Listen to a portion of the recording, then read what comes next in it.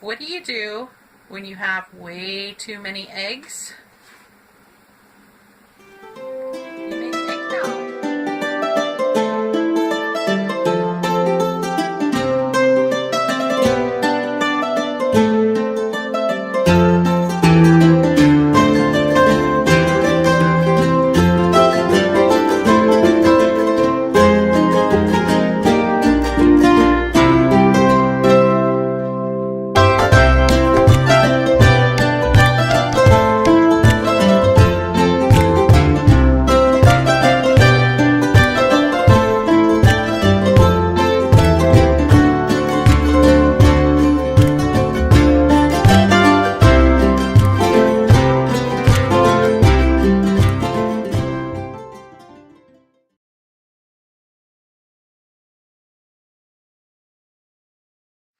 Hi, welcome back to the homestead. I'm Victoria, and this is Gary behind the camera.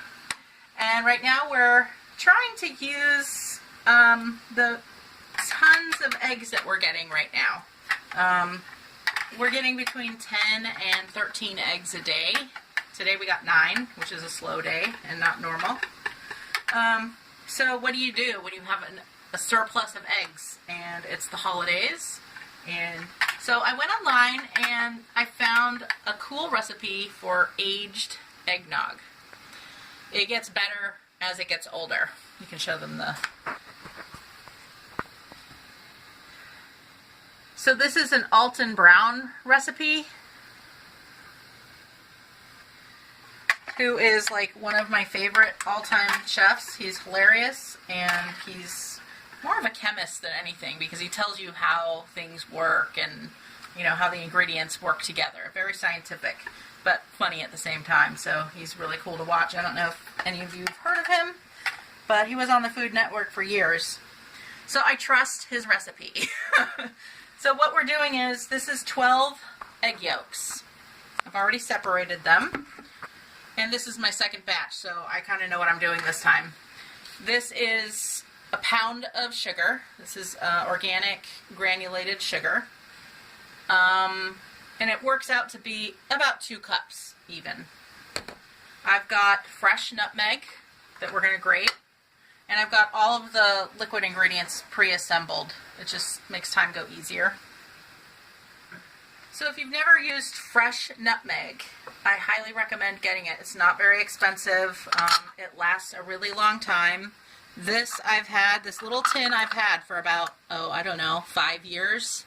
And I still am not nearly done with it. When I bought the fresh nutmeg, it was like, $2 or $3 at Whole Foods. So, really easy. Also, microplane grater. If you don't have all of these instruments, I'll put them on our Amazon store.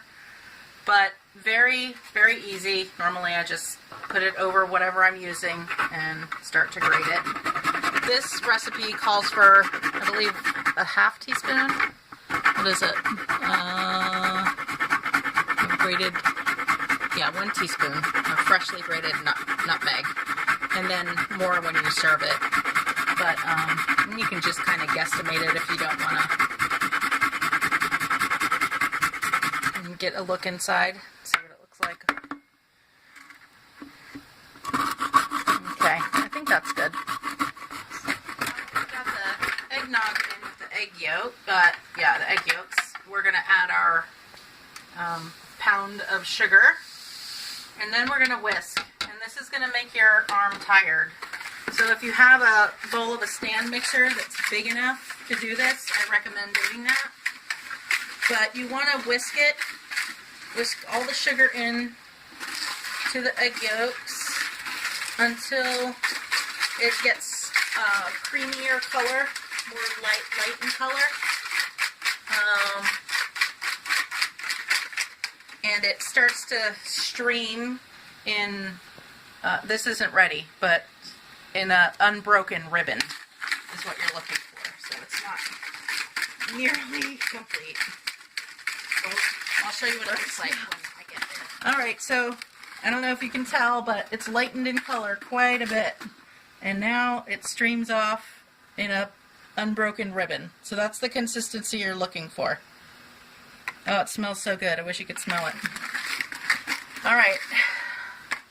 So the next step, once you get it to the proper consistency, is to combine now. So now you're going to put your lovely milk and alcohol mixture in, stirring as you add it. And if you have like 6 hands, you could do this all by yourself. It should be poured in a stream to make it easier, but I'm just going to wing it.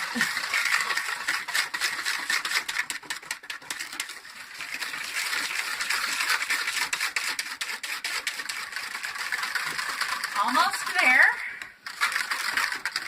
And also, do your best to get, if you're not using a big bowl like I'm not, there's the bottom of the bucket is getting residue left. So this is the last little bit to pour in.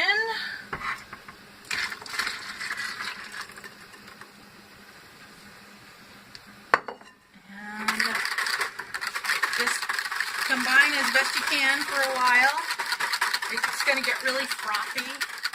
Oh, I didn't mention that there was salt. I put the salt in at the very beginning so I wouldn't forget, because my first batch I forgot the salt.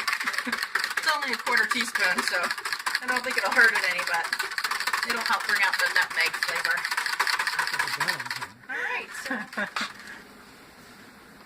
Alright, so now that you've got your eggnog all made and it's nice and frothy and it smells really good. Yeah. Really good. You have to bottle it, and this one I'm going to age, maybe even for a year, I don't know. A month is best, or well, a month is, what does it say? He says, age in the fridge for a minimum of 2 weeks. A month would be better, 2 months better still. In fact, there's nothing to say you couldn't use it in a year, but I've just never been able to wait that long. And yes, you can also drink it right away. So we're going to try some as soon as we get most of it jarred up here. And this jar I'm going to give to a friend. So this is my full sugar version. This is not my sugar-free version, which I just sub out the regular sugar for Lakanto monk fruit sugar, which also has a little bit of erythritol in it. Alright. I think, you know what? This didn't make as much as my first batch. That's weird. Yeah, too. You think? You still got a... Oh, well... I know, but I thought we had a taste of the other one. And well, you've got that very full. yeah. I guess we could take some out of there. So we're all done with our aged eggnog.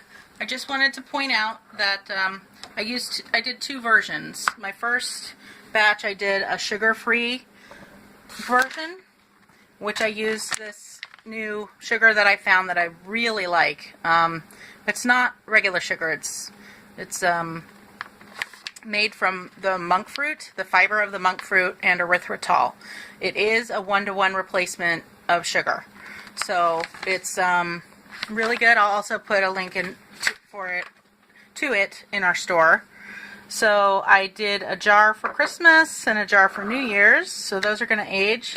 This is going to age in the fridge just like this one. So we'll enjoy them next year sometime. And then this one is for a friend, for a gift. And that's the sugar that I used to make that. And this is the byproduct of 24 eggs. A quart jar of egg whites. That's it from the homestead. Thank you for joining us. I hope you give it a try. It's really simple and fun. And if you have a lot of eggs that you need to get rid of, this is a great way to do it. All right. Bye, guys.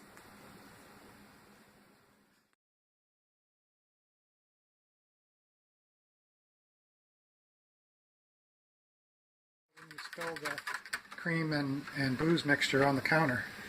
It's alcohol abuse.